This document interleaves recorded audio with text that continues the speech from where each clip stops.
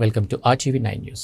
సోమవారం మేడ్చల్ మల్కాజ్గిరి కలెక్టరేట్ ముందు సమగ్ర శిక్ష అభియాన్ ఉద్యోగుల నిరవధిక సమ్మెకు మద్దతు తెలిపిన బీజేపీ మేడ్చల్ నియోజకవర్గ ఇన్ఛార్జ్ ఏనుగు సుదర్శన్ రెడ్డి ఈ సందర్భంగా మాట్లాడుతూ ఉద్యోగుల న్యాయమైన అన్ని డిమాండ్లను బీజేపీ పార్టీ తప్పక మద్దతుగా ఉంటుంది. నూతనంగా ఏర్పడిన తెలంగాణ రాష్ట్రంలో మొదటి దఫా కేసీఆర్ పాలన నిజాం ప్రభుత్వ పాలన పోయి నేడు రేవంత్ రెడ్డి పిచ్చి తుగ్లక్ పాలన వచ్చిందని అన్నారు. పదవి కొరకు ఎన్నికల ముందు కన్నా ముమ్మరంగా ఢిల్లీకి మూటలు మోస్తూ సంవత్సరం కాలంలో 80 రోజులకు పైగా ఢిల్లీ చుట్టూ చక్కర్లు కొట్టే సమయం ఉంది. కానీ నమ్మి ఓట్లు వేసి గెలిపించిన దాదాపు 20,000 మంది సమగ్ర శిక్ష అభియాన్ ఉద్యోగుల దగ్గరకు వచ్చే సమయం మాత్రం లేదని వచ్చిందని అన్నారు. సమగ్ర శిక్ష అభియాన్ ఉద్యోగులకు ఎన్నికలకు ముందు హామీ ఇచ్చిన విధంగా కాంట్రాక్ట్ ఉద్యోగులను మెరిట్, రోస్టర్, ఇంటర్వ్యూ ప్రతిపాదన పర్మినెంట్ చేయాలని, సమగ్ర శిక్ష అభియాన్ విద్యాశాఖలో విలీనం చేయాలని, ఉద్యోగ పరిరక్షణ సమగ్ర శిక్ష ఉద్యోగులకు స్థిరత్వం కల్పించాలి, పెండింగ్ వేతనాలు పూర్తి బకాయిలు చెల్లింపు మరియు ఇక నుండి క్రమం తప్పకుండా సమయానికి వేతనాలు చెల్లించాలి, పునర్వ్యవస్థీకరణ స్పష్టత, ఉద్యోగుల భవిష్యత్తును సురక్షితంగా ఉండేలా స్పష్టమైన పథకాలను ప్రకటించాలని వచ్చిందని అన్నారు.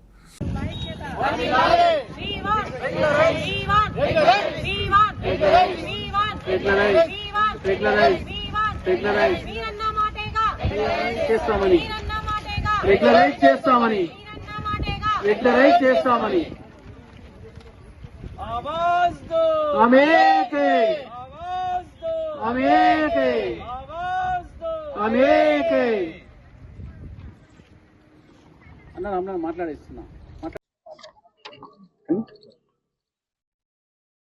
ముందుగా అందరికీ నమస్కారం. ఈరోజు మా మేడ్చల్ నియోజకవర్గం మేడ్చల్ మల్కాజ్గిరి జిల్లా కలెక్టరేట్ ఎదుట ఈరోజు విద్యాశాఖలో సమగ్ర శిక్షణలో పనిచేస్తున్న కాంట్రాక్ట్ బేస్ మీద దాదాపుగా 15 నుంచి 20 సంవత్సరాలుగా వాళ్ళ జీవితాలు పణంగా పెట్టి వాళ్ళు పనిచేస్తూ ఉన్నారు. రాష్ట్రం మొత్తంలో 20,000 మంది దాదాపుగా మా మేడ్చల్లో దాదాపుగా 200 మంది పనిచేస్తూ ఉన్నారు.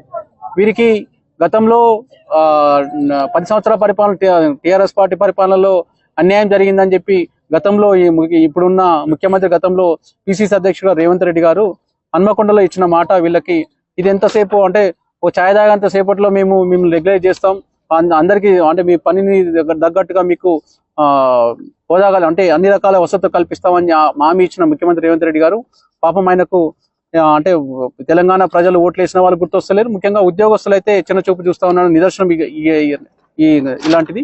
అయితే రేవంత్ రెడ్డి గారు ఒకటే చెప్తా ఉన్నాం, మీరు రాష్ట్ర ముఖ్యమంత్రి అయిన తర్వాత ఈరోజు కొత్త నోటిఫికేషన్స్ ఇచ్చడో లేకపోతే ఏదో మీడియా పరంగా ప్రతిరోజు సోషల్ మీడియాలో ఉండే విధంగా మీరు ప్రయత్నాలు చేస్తున్నారు. కానీ వాస్తవానికి ఈరోజు 25 సంవత్సరాల నుంచి వీళ్ళు 11,000 నుంచి జీతాలు వాళ్ళు అంటే చాలని బతుకులతో వాళ్ళు జీతాలు చేస్తుంటే మళ్ళా అది వాళ్ళు విద్యాశాఖలో పనిచేస్తా ఉన్నారు. అంటే ప్రతి ఒక్కరికి విద్యార్థులకు కానీ దానికి సంబంధించిన శాఖలు కానీ అందరికీ సహాయపడే విధంగా వాళ్ళు పనిచేస్తూ ఉంటే వీళ్ళని మాత్రం మర్చిపోయి